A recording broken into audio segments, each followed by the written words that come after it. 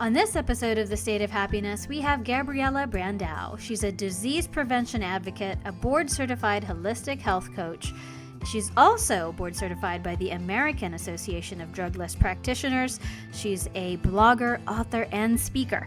And she will be telling us her powerful story of battling eating disorders, a destructive marriage, and more, and her tips for helping you get on your spiritual and health journey. Stay tuned.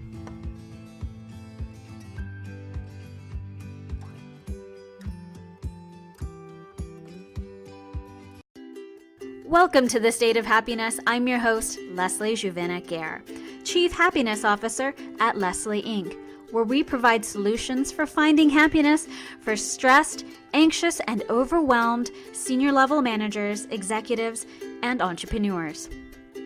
The State of Happiness podcast offers you conversation, inspiration, and ideas for helping you increase your happiness in the areas of your personal relationships, your career, your abundance, and your emotional well-being. So come along with us on this episode, and we'll help you get the tools, resources, and inspiration you need to help you find your own state of happiness. Today on The State of Happiness, we have Gabriela Brandao. She's with us to talk about health, well-being, and her journey of becoming a health coach and now a writer and educator on the topic of health and emotional well-being. Thanks for joining us today, Gabriela. Thank you so much, Leslie, for having me. Oh, my pleasure. So let's talk about how we met and introduce our Happy Camper community to your story and the journey that you've been on. So I met you in Virginia Beach at the Association for Research and Enlightenment. And what was going on is that you were a guest speaker talking about your journey, your story, powerful story, and in coaching life coach certification students on how they could build their own practice from your very special perspective. Your story was so powerful that it moved me to tears, and I knew I just had to have you on the show because I myself have had clients who have struggled with their health, their diet, their self-image, their relationships. And I think that you provide, especially for May, Mental Health Awareness Month, a unique perspective to the subject. So if you can, tell us what you were doing at the ARE and enlighten us on your story. Yes. At the ARE, Peter, as you know, he invited me to talk to the class. They were taking a life coaching program certification, and I was invited to speak about health coaching and how I carry my business and how I became a health coach, because that's incredibly important. The reasons behind becoming a health coach, what makes you want to become, because when they're kids, nobody wants to just be a health coach. Usually Right. People go through something in their lives and then they sparkle to want to help people towards a better health. And that's what I was there to do. And so you walked on stage and you, first of all, you gave everyone a goodie bag. And that was such a nice touch. But you walked on stage with a piece of celery and a cookie and with a very important message. What was that message? The message has to do with what is good for one person is not as good for somebody else. And in very different levels of speaking, not only health wise, because as I spoke during the presentation there, if somebody has health issues, for example, if they have thyroid problems and they're eating broccoli, that's not going to be healthy for them. It's better if they eat something else. It's not healthy for them to eat strawberries. It's not healthy, and that has to do with their problem, with their symptoms and their diagnosis. Mm-hmm. So and also it has to do with their emotional well-being. For example, for me, when I used to have eating disorders, and for a very long period of time, all I ate was celery. Mm-hmm. So for me, eating celery is not healthy mentally. Mm. Forget about, the physical part, the diet and all of that. Celery for me, when I look at it, it's not healthy. I associate that with a problem. Mm. So I would much rather eat a cookie Mm-hmm. than that to me would tell me that I'm healthy. You see? Mm-hmm. That's why I wanted to do that comparison. Right. People just jump on and like the celery, celery is the healthiest and only at one standpoint, but there's so many other standpoints. Other factors. What led you on this journey of becoming a health coach? Tell us a little bit about your own life story, because that was powerful. Well, my health story has to do with I grew up in there's some things that I didn't say that I can say here with you guys. I grew up in Brazil. That's where I'm from. That's where you're hearing the accent from. Mm-hmm. And it's in Brazil, in Sao Paulo, it's beach time every day. So it's beach weekends every weekend. So everyone is very focused on body image. And I think in California, that happens a lot too. So people are very conscious about how they look and going to the beach and plastic surgeries and all this and that. So I grew up in that mentality with, my parents exercising a lot and making comments about each other and so, and on top of that, I had an older brother that he was overweight and he was bullied a lot. Oh. So I was extremely fearful of becoming somebody that I wasn't accepted by my family or by, everybody else. And that happened at a very young age. But for me to become a health coach, so because I had such a different childhood than I think kids over here, I guess in Virginia, we never know until we talk to them. A lot of kids do. I can see a pattern. And so a lot of times when I talk to kids, especially in high school, I can see some things in their minds. They're focusing too much on. That's why I like to talk to their parents. But for me to become a health coach, I ended up coming here to the States. And then because I was so unhealthy mentally, I ended up in a very abusive relationship. And I was married for 7 years, and it was an extremely violent relationship. But I wasn't taking care of myself either. I was smoking during my marriage. My eating disorders were at peak. It was the worst time of my eating disorders, and that has to do with mental health, because once you're depressed, I had I was clinically depressed, suicidal, and going to clinics and all of that, and psychiatrists. And I think it's so important. People need to talk more about that, because when you're depressed, you need to get help. Right. Because when you're depressed, the last thing you want is help. But it's the first thing you need. Right. It's the last thing, because unhappiness is what feeds your soul when you're depressed. Like when you see somebody happy, you get angry. When you're clinically depressed. So if there's not somebody to shake you up, you're just gonna keep going down a downward spiral.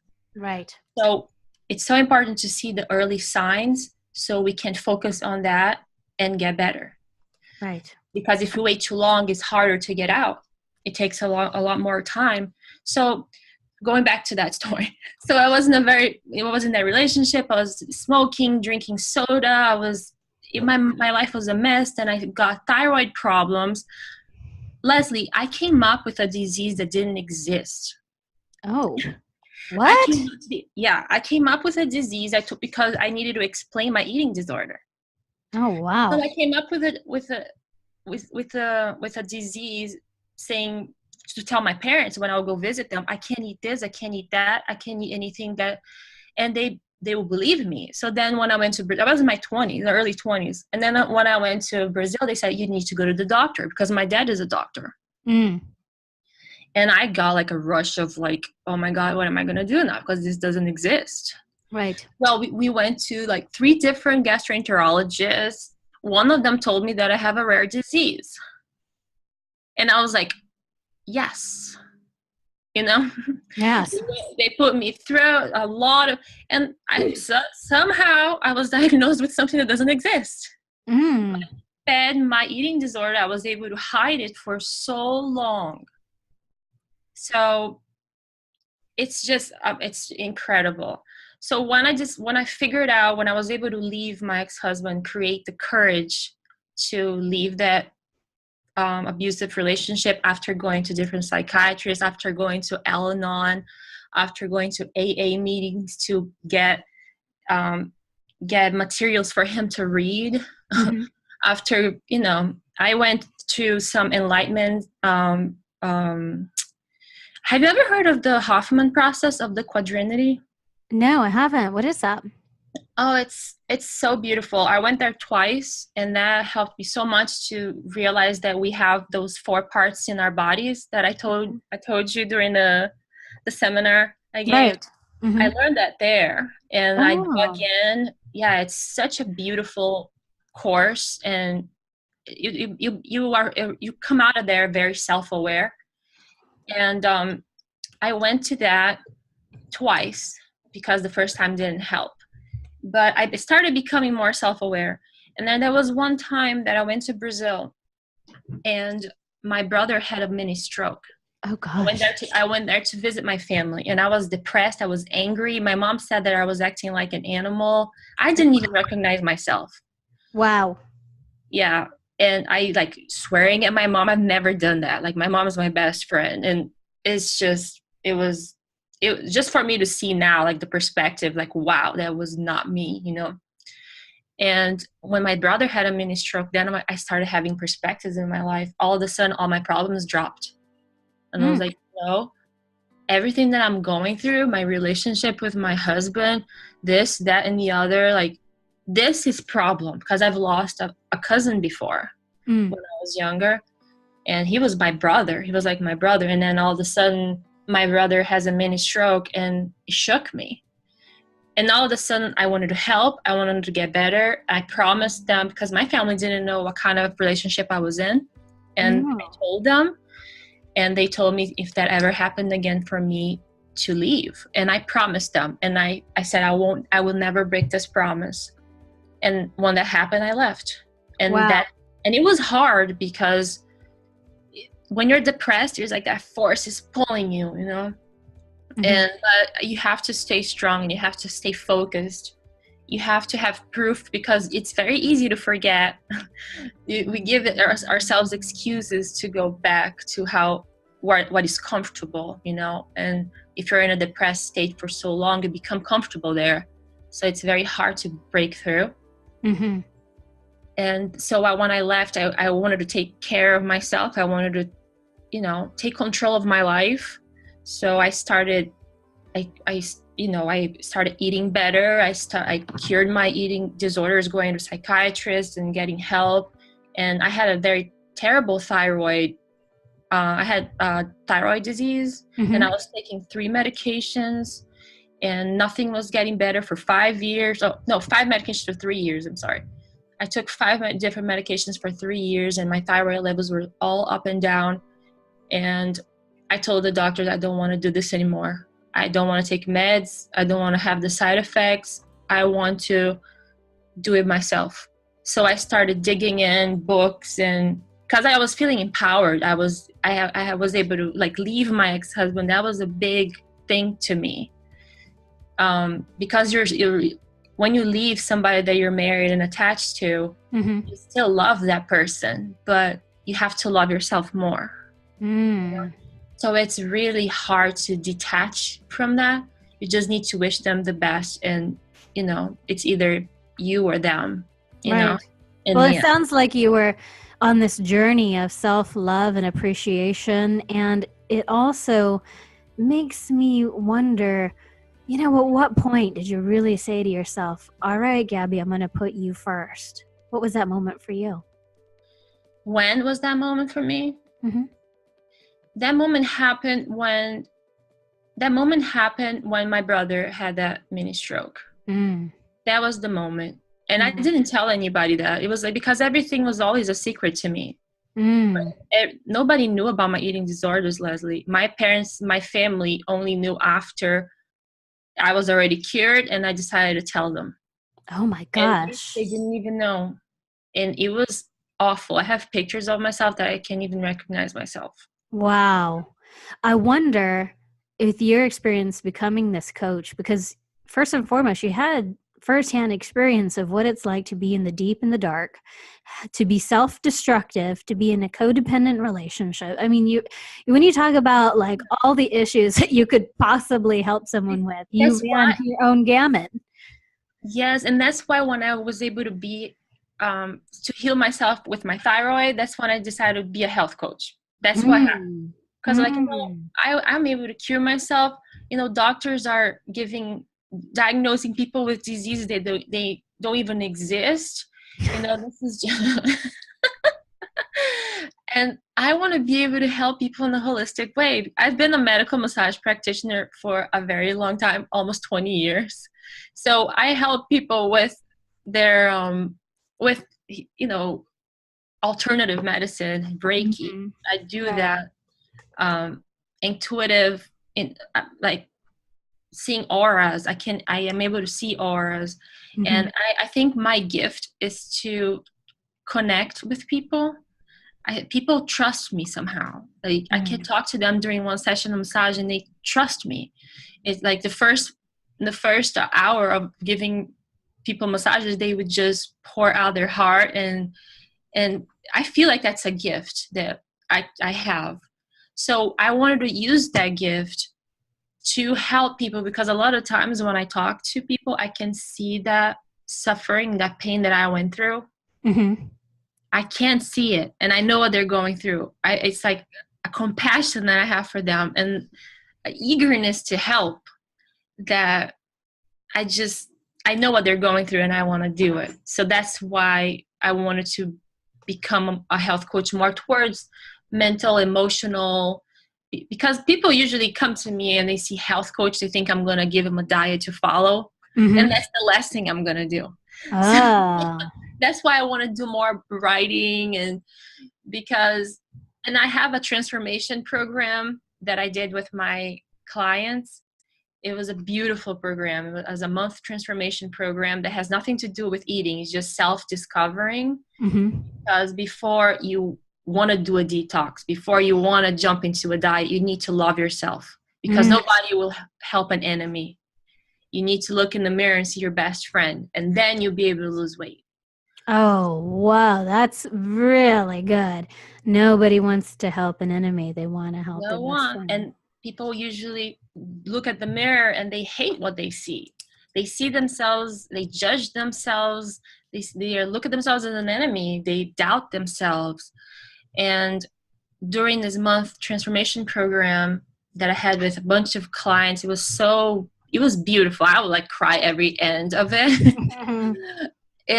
People would just give me testimonies about how they love themselves again. That would make my life, that would make my day. And then they were ready to put on the uniform and fight for themselves and lose the weight, and because they're ready.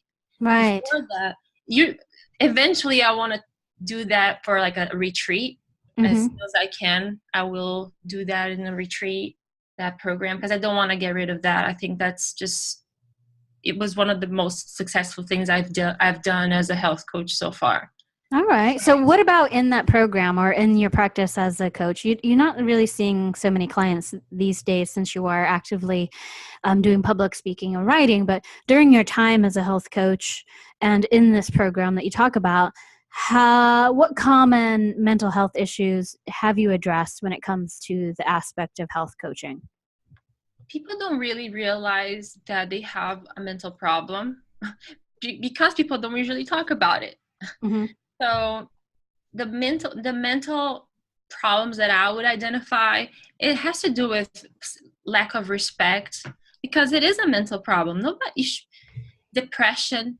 A lot of people that if they're overweight or if they are underweight, they are not respect their bodies. They're either depriving themselves of a primary need if they're underweight, or they're eating too much compulsively, trying to forget their problems and using food as an antidepressant. Right. So when they realize that, that's I think the most common thing that I would see when I was coaching people while I was health coaching. Absolutely. Interesting. For me, I've helped different clients experience their own health journey, even though it's not my focus, you diet and that kind of thing. But we touch on that sometimes. My focus is emotional intelligence and identifying limiting belief systems, similar to what you're doing, probably exactly what you're doing. And I helped this one woman. She lost 35 pounds in a month. And of course, she was already on the self-healing and loving journey. But I remember using hypnosis and tapping with her. A lot of her emotional issues were connected to the anger that she felt towards her mom and her mother abusing her. So she would put on the weight as a armor against her mother. So it's so interesting that everybody has their own health journey, their own health story, and how they use weight or lack of weight as a manifestation of those limiting beliefs or those unprocessed emotions that they haven't had the opportunity to heal as children.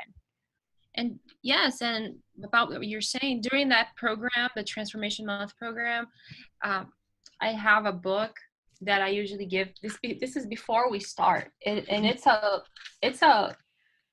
has about 60 pages here about how their childhood was. It has nothing to do, it has to do with how they're treated. It has to do with mom and dad. It has to do if they had any other person that affect their childhood. I called it like substitute mother or father. Mm-hmm. And so much of what they've been through in the past, up to 7 years old, that's when they formed, their brain was formed, like in an emotional level. So I need to know before we start dealing, because talking to the child version of them, we're able to find so much of the reasons. Oh, yeah. We need to find the emotional reasons. We need to find their kid that they're trying to feed. You know, that's what we tell them. You need to find that inside of them, so then we can actually know what's going on, how they're trying to give excuses, because the excuses is the rational part of themselves. So, yeah, so I think it's awesome too what you're doing, and I went to your website and I listened to some of the podcasts, and I think it's really great what you're doing in your job. You're an incredible person. Oh, thank you so much. You know, I have to say I feel the same way for you, and you know, just listening to your story and how you've taken your story and turned it into a practice and an art of healing and helping people heal themselves more specifically. I wonder, for those people who are listening who can't afford a health coach but want to start, what resources do you recommend for that person taking their first steps? The first step would be get support.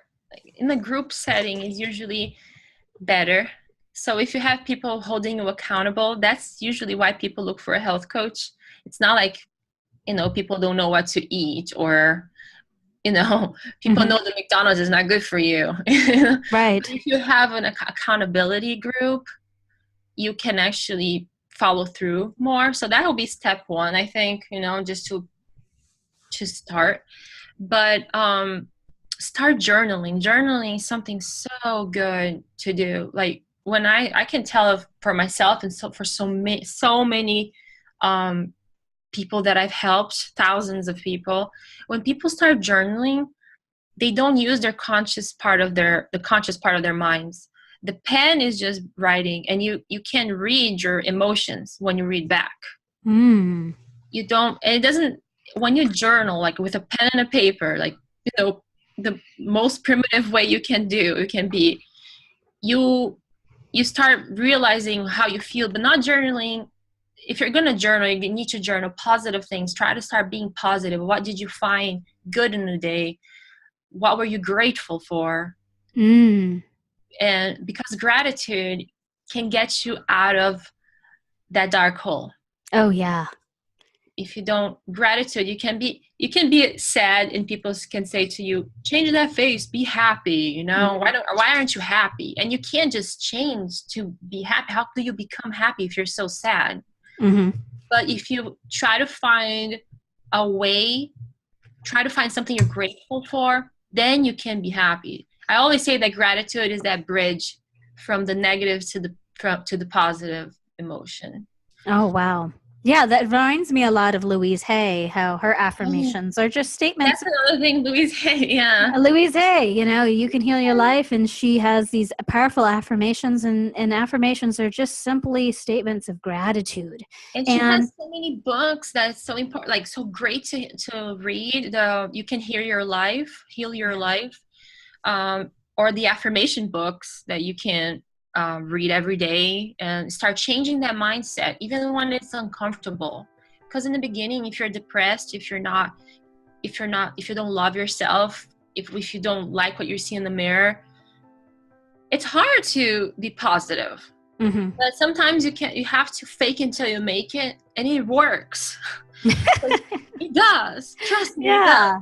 You have to find even the smallest things in the day that was good. Okay, I didn't hit my toe today. Like you had something good in the day. I was able to clean the dishes today. Or just pat yourself in the back. Start becoming that best friend. Hey, affirmations is great. Have you ever heard of the book A Course in Miracles? Yes. I love that book by Ellen Cohen. Mm-hmm. And it's a very extensive book, but they have audio books too for people that prefer to listen. Right. And get the book, because there are two different ones, and there's one that actually has the tasks for you to do every day. Okay. And that's beautiful because it brings you from like fear to love. That's what the book does. Okay. So it brings you from a state of fear to a state of love. And that's a very helpful book for someone that's trying to find, get control of their lives. And yeah, I think journaling, as a group support or a support group, and those books, and the book The Power of Now is another book that I think that was the first book that I read, The Power of Now, to just try to be present, not try to look in the future and get anxious, and not try to look in the past and be upset. Just try to live now. Oh, I read that book too when I was experiencing postpartum depression. And what was great about that, and just by listening to you, in a way, you answered my next question, which was what daily practices can someone consider in building mental health and physical health? You pretty much outlined that. But for me as well, to complement what you just said, I read that book and I remember that this work that Eckhart Tolle talks about in his book and focusing on the now moment is really, just as you said, retraining your brain's focus. What are you focusing on? And that takes an immense amount of self-discipline. Where am I putting my mind? Where you're sending your energy, yeah. Right? Because everything that we focus on, energy flows, right? Exactly. Edgar Cayce said that the mind is the builder, and what we construct in the mind eventually begins to collect energetic particles that create and manifest our own reality. And yeah, that's very metaphysical, but also philosophical. What we focus on begins to create what we experience. Quantum physics explains that. but it works. It's the law of attraction, like what right. you think about manifests. And that's why I decided to change my business name to Conscious Health Writer. Mm-hmm. Right. Because in the end, health is a choice. You just need to be proactive. In the end, it is a choice. It is where you're putting your energy. It is where your focus is focusing your energy on. It is a choice. Sometimes it's hard to make that choice, but it still is a choice. Absolutely. And it is one choice after the other, really. And I say that too. And And when I tell my story of postpartum depression, that the only thing I had was the ability to choose. The only thing I had. I might not have had control over my body in that moment. I might not have had control over the situations or the city that I was in and the attitudes that were at the time in France, but I could at least choose one thing and make that choice. And it does sometimes, especially in a state of depression, take an immense amount of energy and focus to make one choice and commit to that choice, mind, body, and spirit. My question for you is what should people know about the journey of mental and physical health? What are your tips or words of advice for someone who's starting this journey? It could be, don't expect results right away, or don't get disappointed, or what would you say have you learned along the way that someone can consider as they begin this journey? To begin this journey, I just want to tell them, if they're listening to this, that congratulations for listening and looking for this podcast, because that's the biggest step. Right.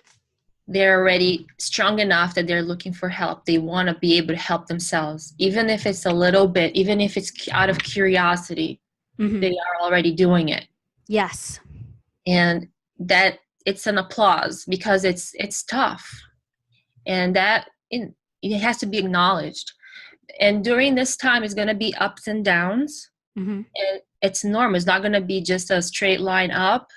You're going to have, just like everything else, just like addictions. Depression is like you're addicted to be down.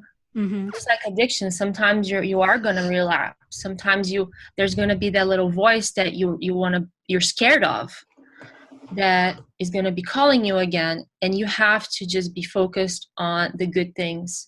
You have to be focused on what is it that inspired you. Even though it's a hard question, it's so important to find out what is it that inspire you, that can bring you out of that darkness. Right.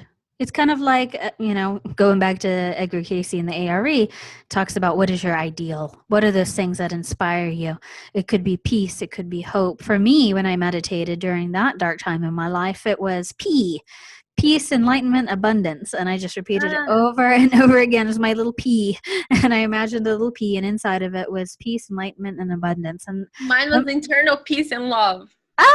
Look at us. So there you go. And those are things, where can you focus your mind on? Because it's so true. Sometimes we lose control of our mind, and that's when we feel crazy, because we can't control or stop our thoughts, ruminating thoughts, especially for those.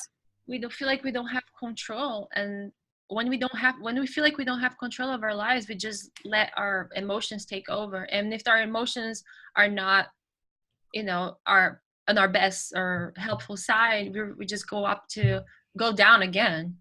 So yeah, I think that's what I would tell them. But first of all, they have to acknowledge that what they're doing, what they're listening to, if they're researching this, they are already it's a big step. And keep focusing on that. Like keep walking forward. Forget about what happened. Mm-hmm. Focus on who you are now. Yes. When you look in the mirror, when they look in the mirror now, just remember that reflection is just the reflection of your past, what you've done to you so far. Mm-hmm. And whatever you do now will be a reflection in the future. How powerful. Thank you so much. I am so inspired right now. This is amazing. How can someone who's interested in hearing more of your story, or booking you to speak, or buying your books, or whatever, how can they get in contact with you? Absolutely. I have a website. That's the best way to find me, and on social media as well. But if you go on my website, there's the links to all the social media. Okay. So the link to my website is www.conscioushealthwriter.com. Excellent. And you can find me there. Whoops. So you can find me there, and I'll be writing the book soon. And they can sign up for my newsletters, and I'll update everyone. Every time I'm writing about something in my blogs, people get updated about my new the new seminars are coming up, and you can be invited. I speak at the library over here, and if you happen to live around here, you're welcome to come. In Virginia Beach. Free seminars. Free seminars at the Thalia Library. And we talk about mental health. We talk about different aspects of health. Awesome. Gosh, Gabriela, thank you so much for sharing your story today. It was really inspiring. You helped so many people in that program, and I just know that you're going to reach so many more people who are listening to this podcast today. I can't wait to see what you do and what you come out with, and the work of writing that you're going to use to inspire people to help heal themselves, take control of their own lives, and to really bring a balance in the mind and body aspect. So thanks for joining us. I appreciate you. Thank you so much for having me in your show. I appreciate it.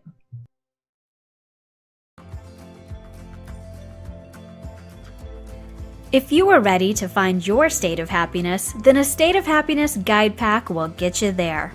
1 state, 4 destinations. These unique one-on-one coaching packages with me, Leslie Juvin-Acker, can help you reach your goals, dramatically improve your self-confidence, and create the life and career you want. Learn more about Leslie Inc. guide packs at leslieinc.org/gethappy. Watch the informational video, select a guide pack, and change your life in as little as 1 day. It's that easy. Leave the rest to me, because I'm your guide in the state of happiness.